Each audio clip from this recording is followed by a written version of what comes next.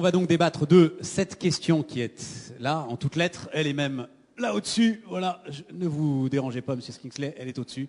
Capital humain, variable d'ajustement en temps de crise ou composant fondamental de la valeur d'entreprise. Alors, nous allons débattre de tout cela avec Geoff Kingsley, donc, qui est avec nous et qui est le directeur des ressources humaines de L'Oréal. Bonsoir et merci beaucoup d'être avec nous. Avec Marie-Pierre Payon. Bonsoir Marie-Pierre Payon.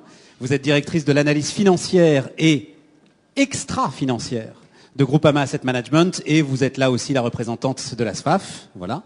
Eliane Rouillet, donc, vous êtes directrice des ressources humaines, des relations extérieures, des relations investisseurs et de la communication. Non, pas les ressources humaines, non. Et de la communication d'Edenred et vous représentez ici le CLIF. Eliane, voilà. Pascal Imbert, vous êtes le patron de Solucom. Bonsoir. Société spécialisée dans l'ingénierie pour les télécoms. Conseil informatique. Conseil informatique. Et vous représentez ici Middledext, les valeurs moyennes. Et puis Axel Larosa, directeur adjoint de Lazare Frères Gestion. Voilà, on va donc débattre ensemble de cette question. J'ai même envie d'aller un petit peu plus loin, et c'est avec vous, Pascal Imbert, que je vais commencer, et me permettre d'aller un petit peu plus loin, parce que globalement, il y a un consensus sur l'idée de dire que non, le capital humain n'est pas une variable d'ajustement, et évidemment, cela concourt de manière très importante à la création de valeur au sein de l'entreprise. Mais vous parlez vous-même d'une sorte de consensus convenu. Quand on regarde les choses dans le détail, et notamment dans votre secteur, on constate qu'il en est autrement. Donnez-moi 2-3 exemples justement sur la façon dont, vis-à-vis de l'analyse financière et vis-à-vis de l'avis que peuvent donner les différents investisseurs, on traite le capital humain. Ben oui, effectivement, il est de bon ton de dire que le capital humain est apprécié par tous les investisseurs comme une composante absolument fondamentale de la valeur d'entreprise. Je constate que c'est une idée qui a fait son chemin intellectuellement, elle n'est pas encore dans les tripes des investisseurs. Un exemple, dans notre domaine, le domaine du service informatique, je constate que beaucoup d'entreprises ont communiqué de manière centrale sur le thème de l'offshore, en faisant en permanence le ratio du nombre de collaborateurs présents en Inde par rapport au nombre de collaborateurs présents en Europe. Sous-entendu, les collaborateurs présents en Inde coûtent moins cher. Ça a été un thème central de leur communication financière et manifestement un thème qui a été apprécié par beaucoup d'investisseurs. Ouais. Deuxième exemple, en 2009, pendant la crise, j'ai été étonné de lire, après tout ce qu'on avait écrit sur le capital humain, de lire des concerts de louanges face à la flexibilité dont avaient fait preuve les sociétés de services informatiques dans la gestion de leurs effectifs. Donc je trouve que la notion de capital humain, elle n'est pas encore complètement intégrée dans l'esprit, le consensus collectif des investisseurs et des analystes. C'est même un euphémisme quand vous dites pas complètement intégré. Est-ce que c'est propre à votre secteur, du service informatique, de l'IT, ou est-ce que ça peut déborder sur d'autres secteurs?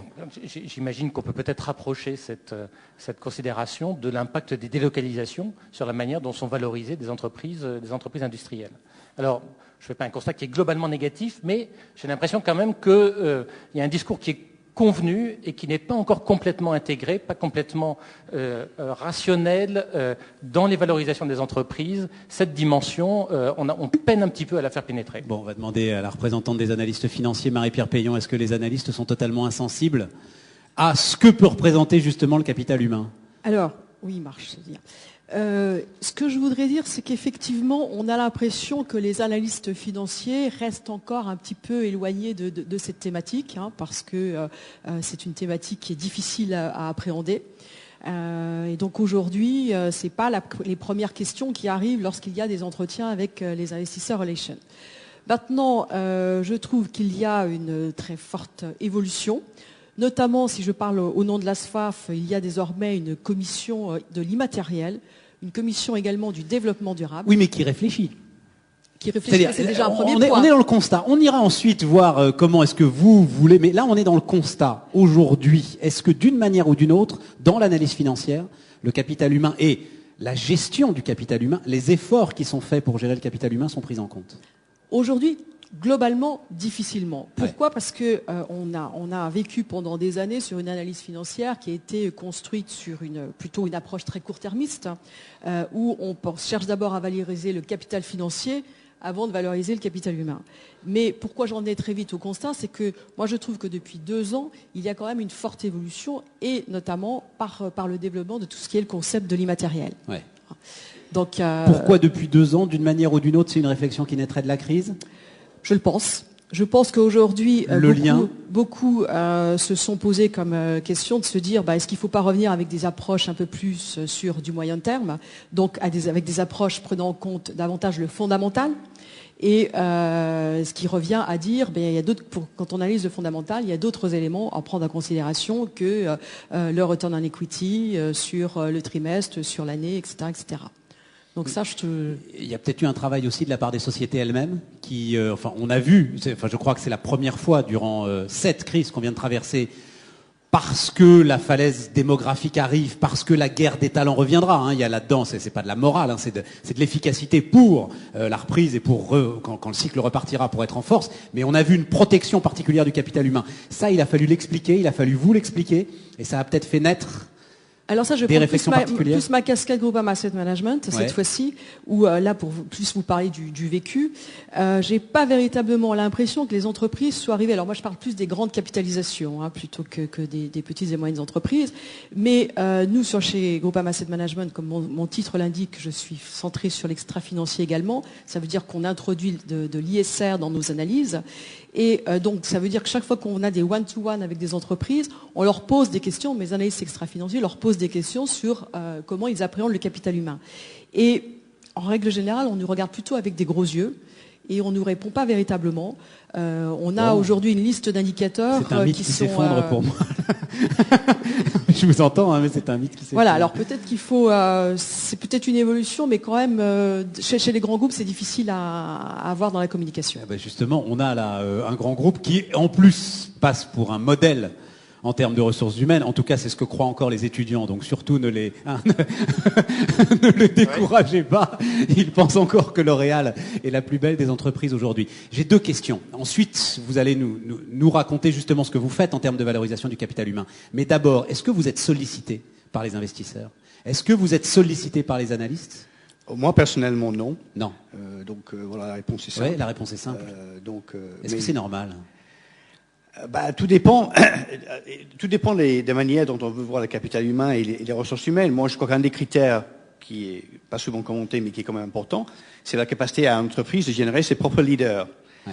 C'est un aspect relations humaines, mais ça ne veut pas dire qu'ils interrogent le DRH, parce qu'ils constatent quels sont les dirigeants de la maison, est-ce qu'ils sont performants, est-ce qu'ils connaissent très bien le métier et donc ils dirigent de façon spectaculaire leur business. Ça, c'est un facteur humain. C'est pas nécessaire forcément de demander ça à un DRH. Les faits sont là.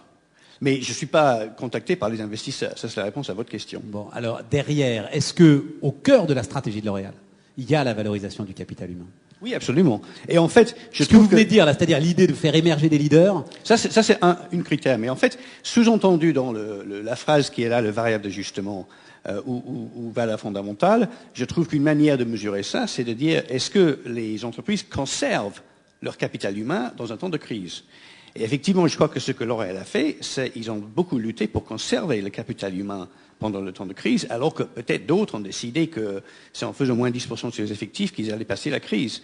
Nous, on a passé la crise, on avait des soucis en termes de maîtrise de coûts, mais la manière de maîtriser les coûts, c'était de couper dans d'autres éléments, que ce soit des voyages ou les dépenses de train de vie, mais ne pas couper dans tout ce qui est le capital humain. Donc on n'a pas arrêté de faire des embauches de pépinières, de jeunes diplômés, on n'a pas gelé les rémunérations, donc on a fait plusieurs gestes, je crois, qui est tout autour de cette idée de conserver le capital humain et pas de le mettre un levier d'ajustement. Ouais. En même temps, la crise a effleuré L'Oréal. Vous n'avez pas traversé ce qu'on traversait. Non, c'est vrai. Voilà, on n'a pas souffert comme d'autres. On n'a pas souffert comme d'autres, mais on avait une responsabilité de gérer le P&L comme toute entreprise. Ouais. Mais on a choisi de faire ça tout en conservant un capital humain. C'était vraiment un choix du CEO de faire comme ça. Ouais. Est-ce que je peux vous demander juste là-dessus, moi parce qu'ils sont venus en témoigner, mais alors ils en témoignent, est-ce que c'est la réalité? J'ai le sentiment quand même que ça a été la réalité comme jamais au cœur de très nombreuses entreprises, y compris d'ailleurs du secteur industriel. Je pense par exemple à un groupe comme Olot, équipement industriel. Enfin, on est vraiment là dans le nerf de la crise. Enfin, je crois que le chiffre d'affaires s'est effondré de 65%. J'exagère peut-être un peu. Enfin, au moins, de toute façon, plus que 50%. Et il y a eu une préservation absolue du capital humain parce qu'on savait qu'on aurait besoin de ces hommes et de ces femmes pour rebondir quand le cycle repartirait. En tout cas, ça a été une vraie préoccupation dans les petites et moyennes entreprises, dans les entreprises de taille intermédiaire que représente Middle Next. Il faut dire que pour nous, le capital humain, c'est un levier qui est sans doute presque plus important que dans de grandes entreprises, parce que finalement, quand on regarde les atouts stratégiques dont peut disposer une entreprise de petite taille, c'est souvent difficile d'exister par la force de sa marque, c'est difficile d'exister par sa surface, sa capacité à avoir des process industriels optimisés aux petits oignons, parce qu'on ne travaille pas sur de très grandes échelles, et c'est par contre plus naturel d'arriver à générer une très forte performance du capital humain, ne serait-ce que parce que la petite taille de l'entreprise permet une bonne adhésion de l'ensemble des équipes au projet d'entreprise. Et donc il y a eu une vraie sensibilité, effectivement, au sein des petites et moyennes entreprises sur cette notion de préservation du capital humain. J'ai l'impression qu'on a été très très prudent avant, effectivement, de s'engager dans des baisses d'effectifs, des dégraissages, et pour moduler le constat négatif que je faisais tout à l'heure en disant j'ai l'impression que c'est parfois convenu, un consensus convenu. La variable d'ajustement se cache derrière les beaux discours convenus. Je constate que les investisseurs, dans certains cas, ont bien réagi par rapport à des stratégies qui consistaient à dire le capital humain, ça sera la dernière variable, ça sera le dernier levier sur lequel on jouera pour préserver la rentabilité de l'entreprise. Donc, je dirais, j'ai un constat un petit peu pessimiste, mais avec des raisons d'espérer, et je vous rejoins sur le fait que j'ai l'impression qu'il y a une sensibilité qui est en train de se déployer, à la fois dans les entreprises, notamment les petites et moyennes, et à la fois chez les investisseurs. Eliane Rouillet, si vous pouvez prendre le micro, est-ce que vous, alors d'abord, enfin voilà, double casquette, est-ce que pour votre entreprise Edenred, qui est assise sur du capital humain, enfin c'est complètement. Voilà, c'est le cœur. Est-ce que vous avez des questions des investisseurs? Est-ce que vous arrivez vous-même à traduire, et si oui, comment, les efforts que vous faites pour valoriser ce capital humain? J'ai tendance à dire, en entendant les investisseurs et les entreprises, que les torts sont partagés. C'est-à-dire qu'à la fois, les investisseurs, ça n'est pas la première des questions qui nous soient posées sur la façon dont on gère ce capital humain, surtout pour une entreprise de service. Et en même temps, il y a une énorme timidité de la part des entreprises à vouloir communiquer sur ces sujets-là dans des présentations financières.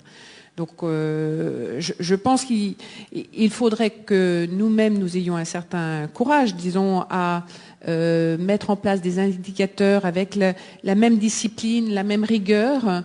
Alors, pas forcément des indicateurs extrêmement comptables, mais de choisir ce qui nous semble le plus pertinent dans chacune de nos entreprises. Alors, ça peut être la formation, ça peut être la mobilité, les plans d'incentive, bien entendu, comment on attire des jeunes talents, comment on va chercher des diplômés de l'université, etc. Et suivre de manière régulière dans le temps ces indicateurs. Donc avoir un indicateur extra-financier sur lequel on communique de manière régulière et à force, on peut espérer que ça rentrera dans l'appréciation des investisseurs. Et je pense qu'il faut qu'on fasse là, parce que à contrario, on voit très bien, alors c'est plutôt en sens inverse, lorsque ça marche pas, et en particulier dans des opérations d'acquisition, pas forcément des grandes OPA, mais même des acquisitions de taille plus modeste, là où il y a des cultures d'entreprise extrêmement différentes, on voit que l'acquisition qui faisait sens sur le papier, parce qu'industriellement, parce qu'en termes d'indicateurs précisément financiers, ça avait l'air de marcher. Ouais. Ah ben la variable humaine, alors là pour le coup d'ajustement dans le mauvais sens, ne fonctionne pas, et donc on s'en aperçoit peut-être pas tout de suite, mais 2 ans ou 3 ans après, le business plan a totalement dérapé. Pourquoi? Parce que la culture d'entreprise n'a pas marché, que l'intégration des personnes, et j'en parle parce qu'on a vécu cela, n'a pas fonctionné. Et ça avait été totalement sous-estimé dans le prix d'acquisition, et alors là, ça se voit dans les comptes, parce que il y a un write-off qui passe, et là c'est de la monnaie sonnante et trébuchante, pour constater quoi? Pour constater que le capital humain n'a pas été valorisé à la bonne appréciation, et que ça a un véritable coût. Alors c'est dommage que ça se voit en sens négatif, il vaudrait mieux que ça soit apprécié dans le sens du positif. Mais aujourd'hui, dans la valorisation par exemple d'Edenred, le capital humain n'entre absolument pas en ligne de compte. Alors c'est très difficile à apprécier parce que c'est dans le bêta, donc c'est quelque chose de plus difficile. Peut-être que ça se voit de manière plus indirecte dans l'innovation, et je pense qu'une des façons de sensibiliser aussi les investisseurs, c'est au travers de l'innovation, parce que l'innovation existe que s'il y a des gens qui sont là pour donner des idées et l'amener jusqu'au bout, pas simplement avoir l'idée, mais la mettre en place et la faire aboutir. Et à ce moment-là, ça se valorise quand même dans l'entreprise. Alors, dire combien, c'est très difficile, mais ça fait partie, pas simplement d'une image de marque, mais d'une appréciation de first mover, de gens qui avancent, qui savent anticiper. Eliane, enfin, je voudrais pas vous amener sur ce terrain-là, mais j'avais été très intéressé, moi, par le discours de certains des grands actionnaires du groupe Accor à l'époque, quand ils voulaient faire cette scission, où le capital humain était l'une des clés, enfin, en tout cas, l'un des moteurs pour eux de la nécessité de cette scission, c'est-à-dire disant, on va pas attirer des talents sur le métier très particulier qu'est le métier d'Edenred, si jamais ils sont noyés et si jamais l'ensemble de leurs outils de rémunération sont noyés au cœur du grand ensemble hôtelier que peut représenter Accor. Je trouvais ça très intéressant comme logique. Et c'était la première fois, justement, que le capital humain était au cœur d'une décision stratégique et quasi industrielle. Alors ça rentre dans les motifs d'une scission, qu'elle soit celle de Accor ou d'autres. C'est que effectivement une activité qui était noyée dans un portefeuille beaucoup plus large se retrouve indépendant. On est maître de notre sort. Ouais. Avec tout ce que cela veut dire, et ça impulse, et là je le vis en direct depuis plusieurs mois maintenant, où vraiment on prend en main notre destin, avec tout l'enthousiasme qui existait pourtant avant, mais là en étant totalement responsable de ce que l'on fait. Donc c'est au travers de la définition d'une stratégie, mais aussi de vouloir être exemplaire dans beaucoup de choses, et pas plus tard que tout à l'heure, j'en discutais avec le directeur des ressources humaines, où là aussi, il disait, il faut qu'on soit innovant, anticipateur, disruptif dans la façon de gérer nos ressources humaines. Et je pensais à notre rendez-vous maintenant. Oui, c'est ça. Qu'est-ce que je dois raconter ? Mais je pense que ça correspond véritablement aux gènes. Et puis c'est un moment de l'entreprise où c'est le moment ou jamais de le faire. Ouais. Alors, il y a des méthodes quand même. C'est-à-dire que vous regardez ça. Je vais me tourner vers vous, Axel Larosa. C'est-à-dire qu'évidemment, vous regardez le capital humain. J'ai presque envie de dire, vous êtes obligé de le regarder avec des méthodes empiriques. Vous êtes obligé de vous faire une idée parce que, et on va aller là-dessus, il n'y a pas les outils professionnels d'analyse du capital humain. Oui, tout à fait. Alors, nous, en tant qu'investisseurs, on va essayer d'identifier des sociétés qui créent de la valeur sur l'ensemble d'un cycle ou qui ont une création de valeur en croissance, c'est-à-dire qui ont un retour sur capitaux employés supérieur au coût de ces capitaux employés. Et dans les états financiers que nous étudions, le bilan, le compte des résultats, le cash flow statement, nous avons en fait une ligne charge de personnel dans le compte de résultats, éventuellement une autre ligne un petit peu moins récurrente, celle des charges de restructuration, qui dépend de la cyclicité de l'activité de l'entreprise, qui dépend de l'amplitude des variations de la masse salariale. Et ces deux lignes vont être intégrées au calcul de la rentabilité économique de l'entreprise. Mais ce qui va être difficile d'identifier, c'est la quote-part individuelle du capital humain dans le processus, dans la création de valeur globale de l'entreprise. En fait, ce qui est difficile, c'est de quantifier un actif qui est tangible, certes, le capital humain, mais dont la valeur ajoutée est intangible. Comment vous faites alors ? Et justement, est-ce que vous avez trois outils empiriques pour essayer d'avancer là-dessus, justement ? Alors, évidemment, on peut mesurer des indicateurs de productivité, d'amélioration de la productivité, de rotation de la masse salariale, d'amplitude de l'évolution de cette masse salariale, de la récurrence des coûts de restructuration qui ont un véritable impact cash et donc impactent véritablement la rentabilité économique de l'entreprise. Mais c'est vrai que pour un produit notamment que nous avons en interne qui intègre un filtre extra-financier dans notre gestion, on se repose principalement sur l'analyse qui est faite par des agences spécialisées.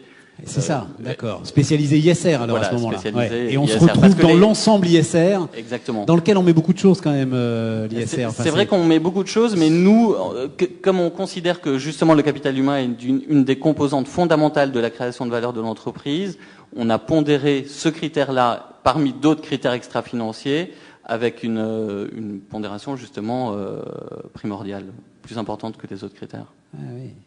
Et vous arrivez à le vendre à vos clients, ça? Enfin, ils sont... On essaye. C'est pas toujours simple. Eux-mêmes se disent mais qu'est-ce que vous me faites là? Vous sacrifiez à la mode? Non, pas du tout. En fait, ce qu'on essaye de démontrer, c'est que l'ajout de ce filtre extra-financier, donc avec une prépondérance pour l'analyse et la prise en compte du capital humain, pour l'instant, et on a créé ce produit il y a 10 ans, donc qui a subi la chute du marché due à l'effondrement de la bulle Internet, qui a eu une phase de 3-4 ans de market rally et ensuite la crise depuis 2008. Donc plusieurs cycles économiques. Et sur ces différents cycles économiques, on s'aperçoit que sur 10 ans, on n'a pas détruit de valeur en ajoutant ce filtre. Alors on verra peut-être sur plus long terme que non seulement ça ne détruit pas de valeur, mais ça peut en rajouter, parce que ça élimine des risques. Et vous regardez, enfin, l'une des choses qui vous intéresse le plus, c'est finalement d'essayer de retrouver une forme de cohérence dans cette politique de ressources humaines. De voir s'il n'y a pas d'à-coups trop violents. Évidemment, les à-coups coûtent très cher, puisque dans les périodes de crise, justement, pour des activités extrêmement cycliques, il faut que les entreprises adaptent leurs coûts. Et alors même qu'elles peuvent adapter leur capital financier, c'est-à-dire décider de ne pas investir dans un outil de production ou dans un autre, ce qui représente une économie cash, mais peut-être un coût d'opportunité. L'adaptation de la masse salariale représente un coût de frottement, un coût de restructuration qui est évident. Ouais. Donc plus il y a de coûts de restructuration, plus il y a de coûts de frottement et plus ils sont d'ampleur importante, plus ça impacte la rentabilité économique de l'entreprise. Alors, George Kingsley, je vais me tourner vers vous parce que, Eliane, si vous pouvez donner... Vous avez évidemment au cœur de L'Oréal, et alors en plus ils ont été validés par toute une histoire de l'entreprise qui a valorisé ses ressources humaines depuis de très très très nombreuses années. Vous avez une batterie d'outils pour mesurer la réussite de votre politique, mais en interne. Est-ce qu'on ne pourrait pas les rendre publics, quoi, globalement? Oui, mais évidemment, il y a beaucoup de quali. C'est pas que des chiffres qui sont peut-être plus gérables par les investisseurs, mais nous, par exemple, on a des investissements qu'on continue à faire de façon pérenne dans l'attractivité des jeunes diplômés, parce qu'on croit que par ça, c'est le long terme. On peut, à l'intérieur de l'entreprise, analyser les coûts de formation. Vous avez dit quel pourcentage de la masse salariale représente la formation. Il y a aussi le turnover. Est-ce que les gens restent avec nous ou pas? Donc, c'est des indicateurs en interne. Mais ce qui est complexe dans tout ça, c'est que on n'est pas qu'en France. Vous parlez d'une entreprise qui, en fait, est présente dans le monde entier. Bien sûr. Il y a moins que 20% de nos effectifs ici et moins de 10% du chiffre d'affaires qui est fait ici. Et donc, ça veut dire que ces critères, est-ce qu'ils sont pertinents partout dans le monde? Et si on a 12 000 collaborateurs en France, mais on a 10 000 aux États-Unis, on a 4 000 en Chine. Ouais. Et il faut avoir des outils qui sont pertinents pour toutes ces populations et cultures-là. Donc c'est difficile. Et donc on a quelques indicateurs en interne qu'on suit, mais beaucoup sont qualitatifs, comme par exemple la nature de notre capacité à attirer les étudiants.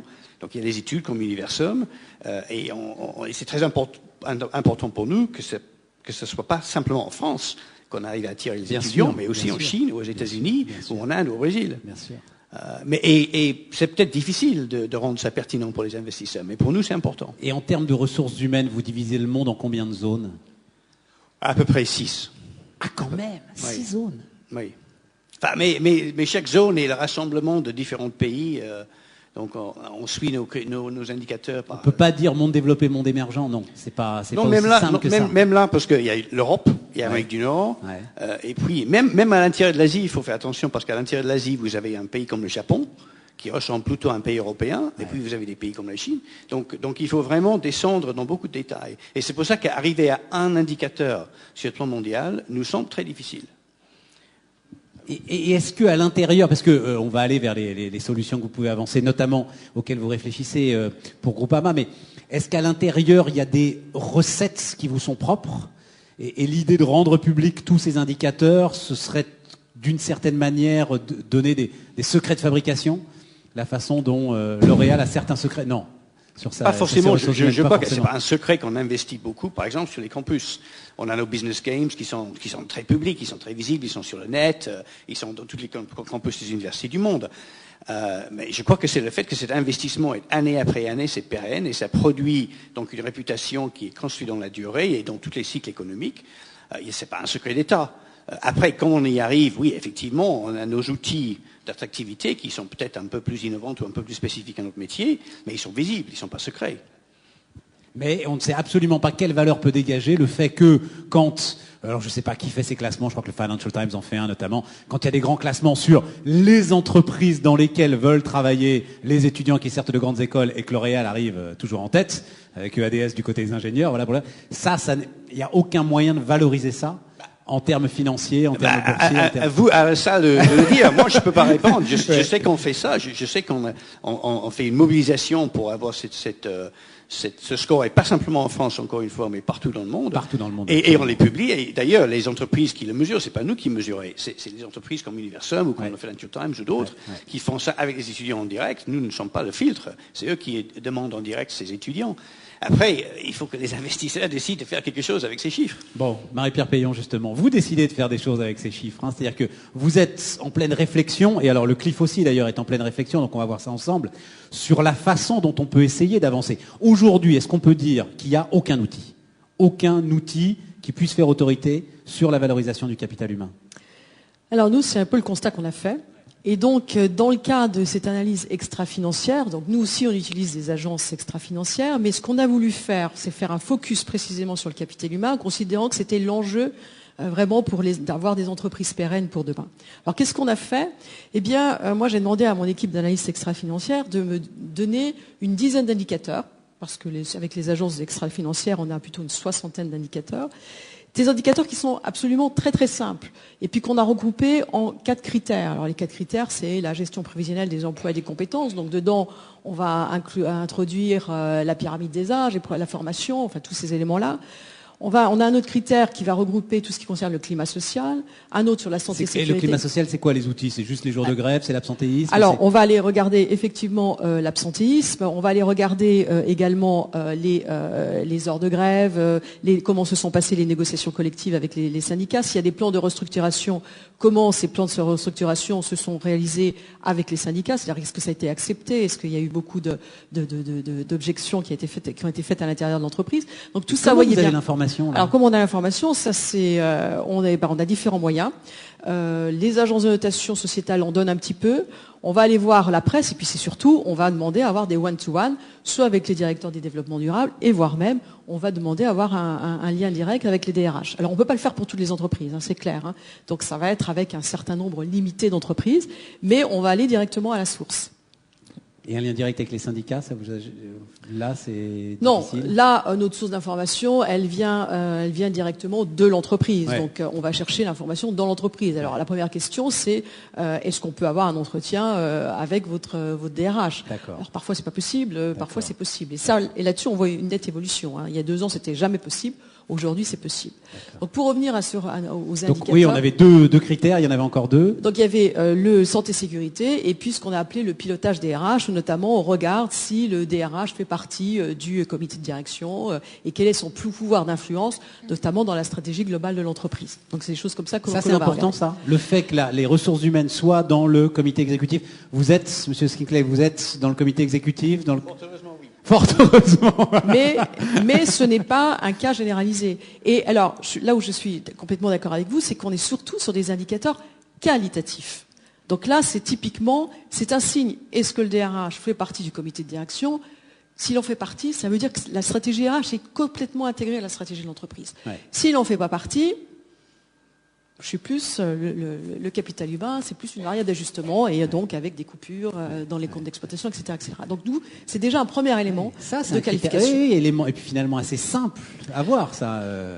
Voilà. Alors nous, ce qu'on Et essaye assez de mettre en efficace. lumière pour nos clients, que sont nos gérants, hein, c'est-à-dire ceux qui vont décider d'investir ou non dans la valeur, c'est finalement en termes de capital humain si je suis en risque ou en opportunité. Par contre, pour aller un cran plus loin dans la valorisation, alors là, ça devient difficile. Parce que c'est difficile dans un DCF d'aller tenir compte de tous ces éléments-là. Parce que, et là c'est là où je vous rejoins, c'est qu'on a sur les indicateurs, si on peut parfois les avoir, et avec les entreprises françaises, du fait de la loi NRE, c'est plus facile. Mais quand je suis notamment sur une entreprise allemande, c'est très difficile d'avoir tous ces indicateurs qui concernent les RH. Et puis surtout se pose très vite le problème du périmètre, parce que souvent on a les données pour la maison mère, mais comment appréhender un indicateur au niveau de la maison mère, au niveau du groupe, et là on rentre dans le débat que vous avez évoqué tout à l'heure, et pour le coup l'analyste externe n'a pas l'information le plus souvent. Ouais. Il y a un autre élément qui m'intéresse beaucoup, c'est que derrière, vous arrivez-vous à une conclusion qui ne sera pas forcément celle de vos collègues, analystes, que vous allez faire des recommandations sur une valeur appuyées sur ce que vous savez et ce que vous croyez comprendre de la gestion du capital humain, qui ne va pas être celle des autres analystes. Et, vous voulez dire des analystes sell-side oui, enfin des analyses du marché, de ceux qui sont vos concurrents finalement. Et donc le client peut être un petit peu déstabilisé, un petit peu perdu. Vous êtes obligé de lui expliquer ce biais que vous prenez. Alors ça, nous, aujourd'hui, on est parti dans une démarche d'intégration de l'extra-financier dans le financier. Donc nos clients directs, ce sont nos gérants. Hein. Donc ils connaissent très bien nos méthodologies et donc ils l'acceptent très volontiers. Maintenant, il est vrai que dans une valorisation, pourquoi aussi on n'est pas allé, donc on n'a pas joué sur le bêta, comme vous le disiez tout à l'heure, madame, ou autre, c'est parce qu'en fait, on sait très bien que les valorisations qui sortent des analystes sell-side, hein, des brokers, elle n'intègre pas du tout cette dimension. Donc nous, on préfère jouer en amont et dire attention risque ou attention opportunité sur cette entreprise qui manage très bien son capital humain, c'est-à-dire qui, en période de crise, a plutôt axé sur la formation plutôt que de vouloir licencier ou tout un tas de choses dans cet ordre-là. Donc nous, on préfère alerter en amont, mais dans la valorisation, on va rester plus sur une valorisation classique pour pas que nos gérants nous disent mais t'es complètement à la rue par rapport au consensus, etc., etc. Mais le gérant en est complètement informé et c'est toujours pareil. Donc quand vous êtes sur le capital humain, vous avez une dimension temps. Donc c'est difficile dans un marché qui est très court-termiste. Introduire la notion de capital humain, qui est une notion de moyen et long terme, vous pouvez avoir un problème d'horizon de temps entre ce qu'entend le marché et ce que vous voulez faire quand vous faites de l'analyse financière fondamentale. Axel, c'est vous qui me disiez qu'on voit toujours trop tard les mauvaises gestions de capital humain, en fait. Oui, tout à fait, mais permettez-moi juste de rebondir sur ce que disait monsieur. Moi, j'ai l'impression quand même que la capacité d'avoir une politique des ressources humaines efficace, attractive pour l'entreprise, est quand même valorisée dans le cours de bourse de l'entreprise, dans sa valorisation en règle générale, parce que de recruter dans le cas de L'Oréal des bons hommes ou femmes de marketing permet d'avoir de bons produits, de bien les vendre, d'avoir un meilleur chiffre d'affaires, d'avoir un meilleur résultat d'exploitation, d'avoir un meilleur cash flow. Et ce cash flow actualisé traduit la valorisation de l'entreprise. Non, mais c'est clair que ça fait partie de la solidité du socle L'Oréal aujourd'hui. C'est-à-dire que si L'Oréal aujourd'hui apparaît comme, je vais dire, une dizaine de valeurs du CAC 40 comme totalement, c'est au-delà d'être hors de la crise, totalement insubmersible, totalement intouchable, inattaquable, y compris d'ailleurs par des scandales extra-financiers. À la base, c'est quand même ça. C'est quand même le fait qu'aujourd'hui, les meilleurs qui sortent, alors c'est vrai en France, mais c'est peut-être vrai partout ailleurs, en Europe, en tout cas c'est vrai en Europe, les meilleurs qui sortent des meilleures écoles veulent aller chez L'Oréal. Oui, et d'ailleurs, en fait, vous avez dit tout à l'heure, il y a des éléments dans le PNL, et ce qui n'est pas souvent commenté, c'est que L'Oréal publie toujours le pourcentage d'investissement dans la recherche. Alors, qu'est-ce que c'est la recherche? C'est les hommes et les femmes. Et en fait, on a toujours tenu à publier le pourcentage, les valeurs absolues et le pourcentage de nos investissements en recherche dans nos publications publiques. Et derrière ça, c'est une politique aussi de trouver, former, garder, développer des chercheurs, des milliers de chercheurs, parce que ça aussi, c'est le gage pour le futur. Oui, alors il y a l'investissement pour la recherche, mais il y a aussi la façon dont vous pouvez valoriser ces chercheurs. Est-ce qu'il y a on sait par exemple sur les rémunérations, sur les politiques de bonus, etc., les forces commerciales sont davantage valorisées que les forces de recherche dans beaucoup d'entreprises. Est-ce que là-dessus vous essayez de maintenir un équilibre? Une anecdote pour démontrer que s'ils sont équilibrés, on a une politique de long-term incentive, et en fait dans les long-term incentives, on fait toujours, on s'assure que les chercheurs ont toujours une certaine proportion des long-term incentives parce qu'ils sont très importants, comme le marketing, comme vous avez dit tout à l'heure. Il y a certaines populations qui sont clés pour le développement futur, et une partie de mon job, c'est de veiller à ce que les long-term incentives sont vraiment ciblés sur ces personnes qui construisent l'avenir. Ouais, absolument. Eliane, comment est-ce que justement vous réfléchissez aussi du côté du CLIF à essayer de faire bouger un petit peu les choses et de trouver, alors non pas des outils, mais des solutions pour amener une valorisation de ce capital humain? Mais nous, on encourage bien évidemment des initiatives comme l'ASFAF sur une division qui travaille sur l'immatériel pour essayer de mettre en place un vrai process de rendre quantitatif ce qui est qualitatif, de rendre visible ce qui est invisible. Et il y a beaucoup de démarches qui sont faites dans ce sens-là et nous ne faisons que l'encourager. Et comme je le disais tout à l'heure, les torts sont partagés. Donc c'est ensuite à nous, et devant nous on a un parterre d'Investor Relations, de prendre l'habitude dans nos présentations dites financières, de justement mettre en avant des signaux, parce que je pense que, comme disait Axel, pour quelqu'un qui veut lire attentivement les choses, il y a des moyens de détecter, surtout quand ça va pas bien. Et à l'inverse, de suivre des signaux positifs. Par exemple, trop de turnover ou trop de changements à un niveau de management, c'est qu'il y a un malaise dans l'entreprise. À contrario, mais ils sont toujours publics, ces indicateurs-là? Il suffit de voir quand il y a un management qui change, en général, ça fait quand même pas mal de bruit, ou ça se sait. Ou même un directeur des opérations, quand on voit que ça tourne pas mal, ça peut être un signal pour celui qui veut bien le lire. Un des critères qui peut être aussi un indicateur positif de suivi, ce sont les certifications du genre Best Place to Work. Pour obtenir, et nous on se lance dedans, et je peux vous dire que pour être Best Place to Work, c'est un vrai parcours du combattant, et qu'il faut passer au travers d'une grille d'analyse avec X critères. Et ça, à mon sens, ça pourrait être pour un investisseur vraiment quelque chose à prendre en compte. Et plus on est certifié Best Place to Work dans beaucoup de filiales, ça vraiment, alors c'est quelque chose de palpable. Mais il faut qu'on le dise. J'ai toujours eu des problèmes avec ce classement, moi, Eliane, parce que il faut être, globalement, il faut payer pour en faire partie. Et c'est toujours un petit peu gênant. C'est comme les agences de notation. Mais je veux dire, pour l'entreprise qui accepte de rentrer dans cette démarche, je peux vous dire que c'est un vrai exercice et pas simplement sur le papier. Et donc, il faut vraiment une volonté managériale au plus haut pour que ça se mette véritablement en place. Parce que ensuite, vous le déroulez jusqu'au bout, c'est-à-dire que les bonus, ça veut dire que les bonus des managers, ça veut dire que dans les entretiens d'évaluation, il y a un critère d'attribution dans le bonus de la façon dont les managers gèrent leurs propres équipes. Donc ça se retrouve bien quelque part dans le baromètre social de l'entreprise, dans les façons dont les salariés se trouvent bien dans l'entreprise. Donc ça se voit dans le turnover, ça se voit dans l'innovation, ça se voit dans le sourire quand vous accueillez un client et pas lui faire une tronche grande comme ça parce que ça ne va pas avec votre manager.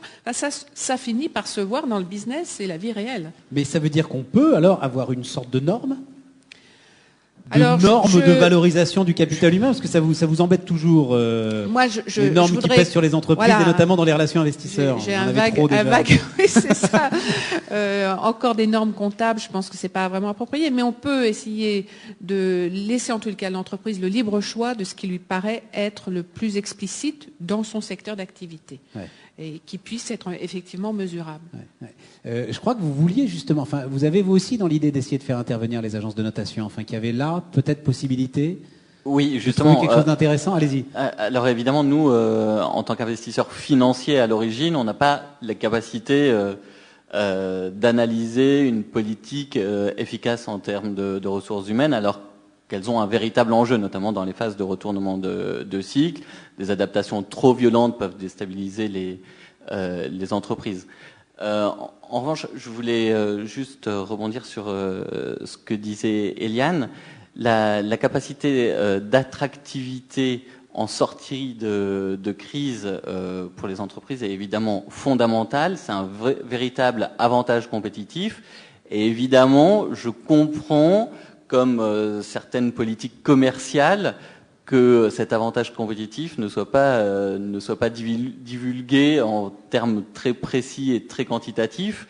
Et c'est la raison pour laquelle ça nous ennuie un petit peu. Comment ça, je comprends pas, Axel, ça veut dire. C'est-à-dire que elles ont tout intérêt à communiquer à fond là-dessus, justement. Elles ont intérêt à communiquer sur le résultat, elles n'ont pas intérêt à communiquer sur les recettes. Sur les recettes. Pour atteindre ce résultat. D'accord. Et c'est la raison pour laquelle nous, on est dans un métier de prévision. Sans cette recette, on va avoir du mal à faire des prévisions. Et dans un métier également chiffré, quantitatif, ça va être difficile d'extraire la valeur ajoutée d'une bonne politique de ressources humaines dans la valeur ajoutée globale de l'entreprise. Mais M. Skingsley nous disait qu'il n'y avait pas forcément de recettes exceptionnelles, enfin que vous n'avez pas le sentiment que vous avez la sauce du Big Mac au cœur de L'Oréal. Enfin, je crois qu'il y a un cumul de choses. C'est pas quelque chose qui est inventé. Vous l'avez dit vous-même. Les valeurs humaines de L'Oréal datent de décennies. Ça n'a pas été inventé. Et en fait notre devoir maintenant, c'est de l'amplifier autour du monde, parce que ça a été créé en France, mais il faut maintenant que ça soit vrai partout. Et les indicateurs, comme par exemple l'attractivité pour les étudiants, sont connus, mais après. Enfin, je prends juste un exemple. On a un jeu qui s'appelle Brandstorm qui réussit à attirer les jeunes étudiants à jouer et être un chef de produit. Je crois honnêtement que c'est le meilleur jeu d'étudiants de marketing dans le monde. Et on a mis des années et des années à le peaufiner et c'est comme ça qu'on arrive à attirer les gens.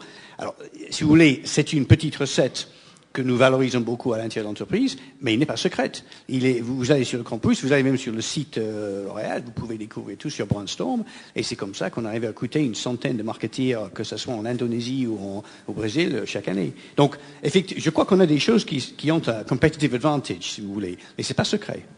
Et qui marchent dans le monde entier, alors, pour le coup. Alors, parce que ce qui les attire dans le monde entier, ces étudiants, mais ça, enfin, ce sont tous les mêmes, c'est la capacité que vous leur donnez à prendre très tôt des responsabilités. Absolument.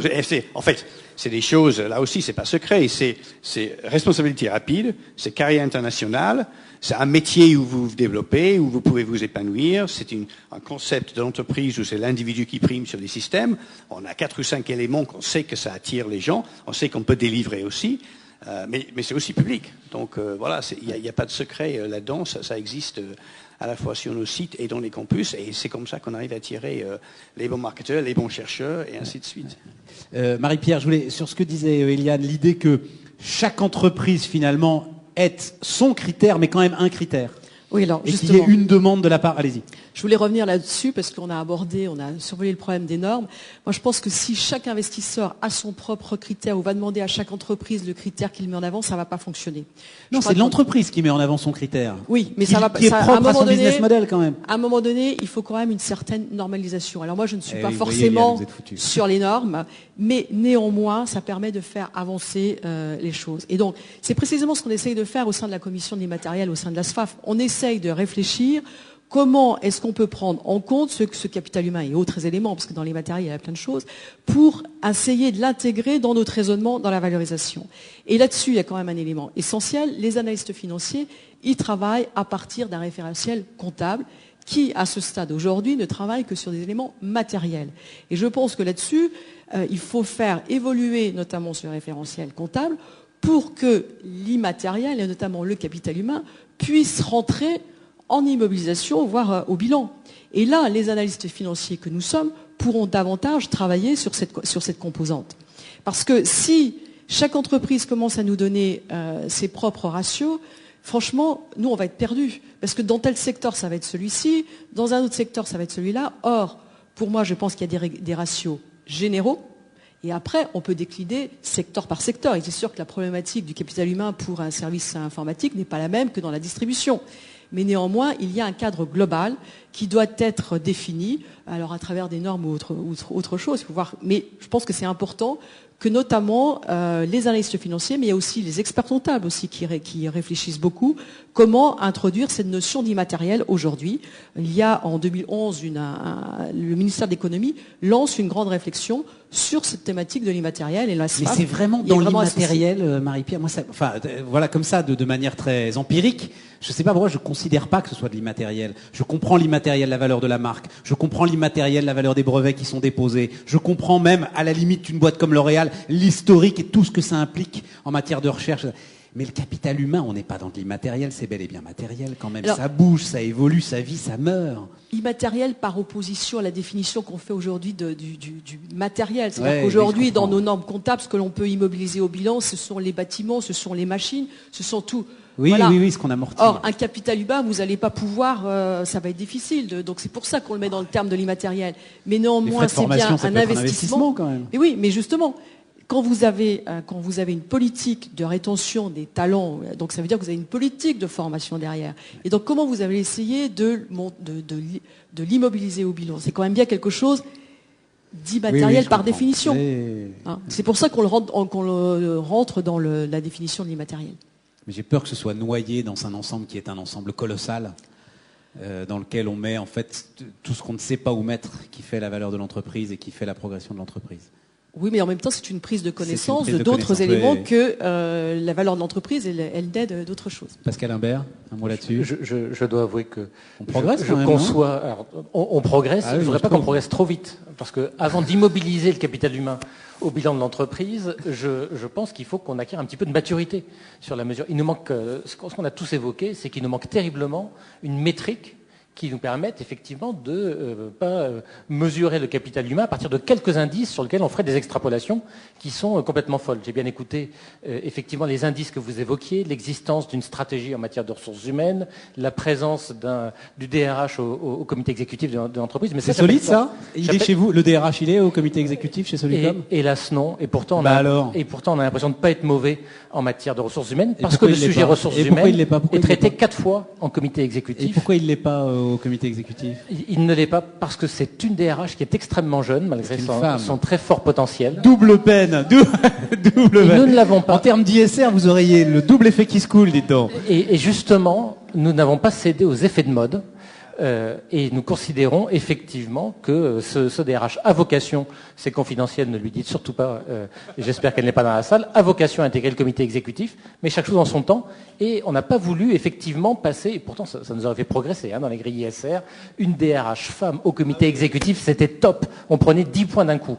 Objectivement, le fait de se dire on va essayer de juger notre stratégie de ressources humaines d'après quelques indices et on va en tirer une extrapolation folle, c'est quelque chose qui, bien sûr, va nous amener à des abus, qui va être, après le greenwashing, ça va être le human resource washing. Tout le monde va en mettre et en faire des tartines dans son rapport annuel, mais ça ne va pas être très sérieux. Donc je pense qu'il faut qu'on acquiert de la maturité. Il faut qu'on mesure exactement quels sont les points qui, dans le capital humain, génèrent un surcroît de performance sur le moyen terme, qu'on commence à élaborer des corrélations solides entre un certain nombre de faits, et je parle bien de faits et non pas d'indices, et des éléments qu'on retrouve ensuite dans la performance de l'entreprise. Et à partir de ce moment-là, on pourra commencer à établir des métriques. Alors, j'ai été le premier à dire, il y a un discours convenu, là maintenant tout à coup vous me trouvez frileux, mais parce que je pense que le fait de vouloir aller trop vite dans la factualisation, dans le chiffrage, c'est quelque chose qui va détruire justement le sérieux de la démarche qu'il y a derrière ça. C'est une démarche dont je suis intimement convaincu. Et vous ne pensez pas que ce qui s'est passé, vous parliez de greenwashing, ce qui s'est passé avec on va dire d'une manière générale, le réchauffement climatique, etc., est pas une bonne image? C'est-à-dire, vous arrivez à un moment où vous avez une demande objective de la société, voilà, vous mettez le jugement que vous voulez là-dessus, mais vous avez une demande objective de la société, et vous avez des outils qui se mettent en place, qui sont complètement bancals. Les outils, enfin, je crois que vous pourrez en parler mieux que moi, mais les outils sur le prix du carbone sont des outils mais bancals, invraisemblables. N'empêche qu'ils ont été là, et n'empêche qu'au cœur de l'ensemble des réflexions des conseils d'administration, tout à coup, est arrivé le réchauffement climatique. Et après, chacun trouve ses solutions, mais... Alors, vous avez absolument raison. Il faut des éléments qui fassent progresser la prise de conscience, qui fassent progresser les plans d'action et qui fassent progresser la réflexion sur le sujet. Alors simplement, je pense qu'il faut tous qu'on ait un certain recul, une certaine distance par rapport à ces éléments et qu'on connaisse effectivement l'imperfection de ces outils et qu'on ne commence pas à se dire mais voilà, à partir de ces outils, on va déterminer 20, 30, 40% de la valeur de l'entreprise. Ce que je demande, c'est simplement de la distance, du recul et effectivement, c'est important et c'est essentiel qu'on commence à prendre en compte des critères ISR dans la valorisation des entreprises. C'est fondamental. Et en même temps, il faut qu'on soit lucide et qu'on ne commence pas à tirer des plans sur la comète à partir de quelques indices qui, bien sûr, si on les prend trop au pied de la lettre, vont avoir tendance à générer des effets de HR washing. Décidément, j'aime beaucoup ce concept que nous aurons inventé ce soir. Vous aurez une bourse de la ressource humaine, vous aurez des droits à faire évoluer votre salarié. Eliane, vous pouvez réagir à ça? Moi, j'aurais tendance à dire que autant, et c'est Maurice Lévy qu'on avait invité il y a peu de temps à clôturer notre séminaire du CLIF, qui disait qu'il était frappé de voir comment les entreprises avaient en gros entre les années 85-95 communiqué que sur la shareholder value, comment améliorer shareholder value, etc. Exactement. Tout pour l'actionnaire. S'il y a une chose à laquelle la crise va nous servir, c'est peut-être prendre en compte justement tous ces aspects immatériels de réputation, d'éthique et de capital humain. Alors, quand on entend critères extra-financiers et standardisation, c'est vrai que ça fait un peu peur, mais je pense que prenons l'accompagnement de la vague qui est en train de partir. Je pense qu'il faut en faire un peu plus et nous, entreprises, oser communiquer dessus. Il y a peut-être une certaine timidité ou on est timoré peut-être dans les présentations financières pour parler de ces sujets-là. Si les investisseurs, il n'y a pas de miracle, nous forcent davantage, nous sollicitent, demander qu'on donne certains critères qui permettent de qualifier cette façon dont les entreprises savent gérer le capital humain. Bon, c'est l'œuf et la poule, ça viendra petit à petit. Il faut peut-être pas viser immédiatement la batterie d'indicateurs parce qu'effectivement, on en a assez des indicateurs. Tout ça pourquoi? Si l'entreprise s'aperçoit que c'est vraiment pris en compte par la communauté des investisseurs au sens large et pas simplement les investisseurs SRI, là, je peux vous dire que ça finira par bouger. Mais il faut doser l'ambition. Moi, il me semble quand même que pour déterminer un avantage compétitif, en termes de ressources humaines notamment, il faut pouvoir comparer cette politique de ressources humaines par définition, pour déterminer s'il s'agit d'un avantage ou pas. Il faut pouvoir le comparer à d'autres. Et pour pouvoir le comparer à d'autres politiques, il faut avoir des indicateurs qui sont communs et donc une certaine homogénéité. Ben oui, mais il va falloir y venir. Oui, il va falloir y venir. Oui, je vous en prie, Marie-Pierre. Non, moi, ce que je voulais juste préciser pour pas montrer qu'on était dans l'excès, c'est juste dire, si on compare l'analyse financière dans les années 60, 70, finalement, elle s'est structurée en une dizaine d'années, une quinzaine d'années. Et finalement, on est venus tous, analystes financiers, à parler le même langage, ce qui n'était pas le cas au tout début de l'analyse financière. Et là, je pense que dans l'analyse extra-financière, on est dans le même processus, c'est-à-dire qu'aujourd'hui, vous avez beaucoup d'acteurs qui s'intéressent à l'extra-financier, à l'ISR. C'est pas toujours les mêmes objectifs qui sont recherchés, mais si on veut véritablement que les marchés financiers intègrent la dimension extra-financière, il faut qu'on arrive à se forger un langage commun. Et donc c'est pour ça que je pense qu'il faut qu'on arrive à déterminer un certain nombre de critères que l'on pourra mesurer pour l'ensemble des sociétés qu'on va analyser. D'autant, Eliane n'en a pas du tout parlé, mais il y a une pression politique en fait aussi qui commence à peser sur les entreprises. C'est-à-dire qu'il peut y avoir une demande des financiers, mais il y a de toute façon une demande politique. Alors je ne sais pas si elle est mondiale, elle est en tout cas française, sur l'égalité homme-femme, sur les différences de salaire, sur l'intégration de ce qu'on appelle les minorités visibles. Est-ce que ça, c'est une dimension que vous avez à prendre en compte aussi ? Et qu'il faut forcément, d'une manière ou d'une autre, expliquer à la communauté financière. Mais enfin, je pense que ça ne les intéressera pas honnêtement, parce qu'il y a déjà des lois. Non, mais franchement, il faut pas être irréaliste.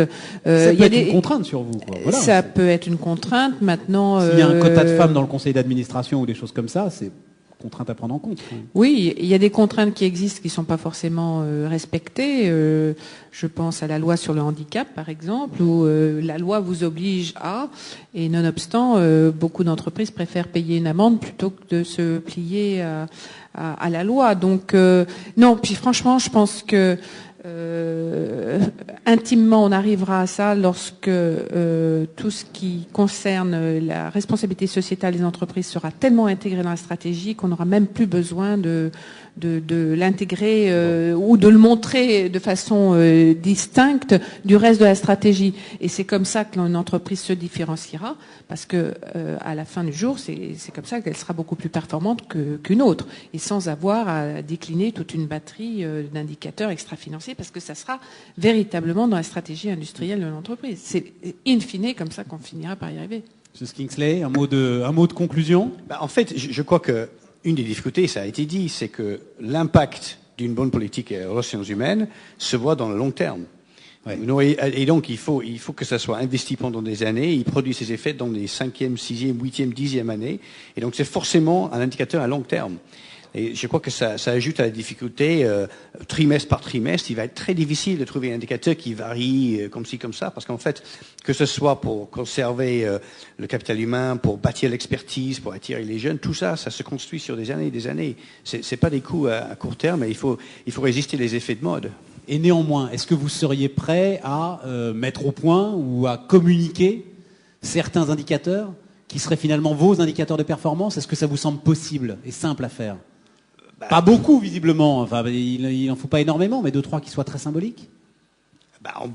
On pourrait mettre dans un rapport annuel le fait que les entreprises externes nous donnent un score tel ou tel dans l'attractivité chez les jeunes. Oui, pourquoi pas. Mais je dirais, ça serait un critère, mais ça n'explique pas toute une politique relations humaines. Donc il faut pas exagérer l'impact d'un indicateur comme ça. C'est vraiment sur le long terme, et la capacité à créer une stratégie, une performance sur le long terme qui est l'effet de beaucoup de choses, mais entre autres un capital humain fort et productif que les choses se montrent. Marie-Pierre, je peux vous demander juste en guise de conclusion, combien de temps avant d'arriver à quelque chose, à votre avis, combien de temps avant d'arriver à quelque chose qui soit un outil, un indicateur, une notion qui apparaissent dans les questions des analystes financiers et dans les rapports annuels? Alors là, c'est difficile comme question. Hein.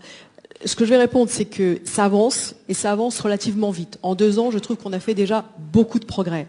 Maintenant, avant que ça soit généralisé, 5 ans. 5 ans. Voilà, 5 ans. Un mot de conclusion, Axel? Oui. Et après, on va passer aux questions de la salle.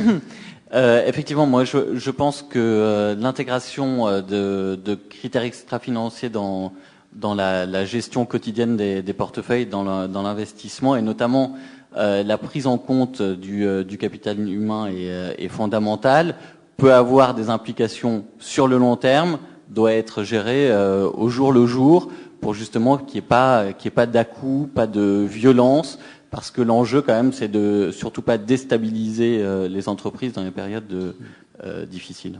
Et vous n'avez eu besoin de personne pour le faire. Pascal Imbert, un mot de conclusion? Prudence, visiblement. Vous voyez comment vous avez commencé? Prudence, mais ça bouge. Je suis d'accord avec vous, ça bouge.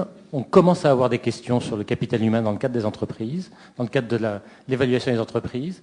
Nous avons fait intervenir à notre dernière réunion SFAF notre DRH. On n'est pas snob, elle n'est pas au comité exécutif, mais on l'a fait quand même intervenir aux réunions SFAF. Beaucoup d'intérêt de la part des investisseurs sur cette dimension de l'entreprise. Beaucoup de questions, y compris post-SFAF et des interrogations. Donc, je constate que la sensibilité est en train de se développer. Il faut dire que Solucom, c'est une boîte qui fait du conseil. Donc, bien entendu, les ressources humaines, c'est une valeur essentielle. Parce que vous êtes une boîte qui fait du conseil, mais vous êtes aussi en permanente consolidation sur votre secteur. Vous rachetez des entreprises. Et forcément, vous rachetez un capital humain. Et j'ai presque envie de dire, vous ne rachetez que ça, même, finalement. Donc, vous avez forcément, dans votre tête, des critères efficaces. Très, très clairs. On a des critères extrêmêmens clairs. Et voilà, faut les donner. L'un des éléments qui explique la performance, il y a une corrélation absolument parfaite. La performance à 3-5 ans des entreprises que nous rachetons est corrélée de manière extrêmement directe avec la valeur du capital humain que nous trouvons dans les entreprises que nous rachetons. Oui, mais comment vous faites pour le mesurer, justement, ce capital humain? Comment vous faites pour en évaluer la valeur? Alors, nous en évaluons la valeur suivant différents critères. Pyramide des expériences, formation d'origine. Elle compte beaucoup dans un métier où les hommes sont très jeunes, les hommes et les femmes sont très jeunes. Et puis, des critères qui sont le ranking, c'est-à-dire la capacité à passer au stade d'évolution supérieure pour chacun des collaborateurs de l'entreprise, sa capacité à évoluer, son potentiel d'évolution. Ouais, c'est ça. Et c'est extrêmement clair, il y a une corrélation donc très très forte avec la performance à 3 à 5 ans, à tel point que dans notre stratégie d'acquisition, plutôt dans notre stratégie d'intégration, le premier sujet sur lequel Solucom est intrusif dans l'entreprise qui est rachetée, c'est le recrutement. Nous intégrons immédiatement les équipes de recrutement des sociétés que nous rachetons au sein de l'équipe de recrutement de Solucom et nous appliquons des standards de recrutement qui sont uniformes pour l'ensemble du cabinet parce que nous savons qu'on ne peut pas plaisanter avec ce paramètre. Voilà, ce sont des due diligence en matière de capital humain. Ouais, c'est exactement la même chose. Moi, je propose aux sociétés qui sont représentées dans cette salle que dans leur rapport annuel, que dans leur présentation financière, elles tentent l'expérience de mettre un indicateur qu'elles choisissent. Moi, je suis tout à fait démocratique. Et qu'on commence à donner le ton. Puis on en reparle dans un an. Et ça veut dire que vous êtes prêt à communiquer l'ensemble des informations. Je me sens un peu obligée, donc voilà. Hein, bon, voilà, parfait. On va poursuivre la suite de cette brillante cérémonie. Voilà, Adriane. Merci mesdames et merci messieurs.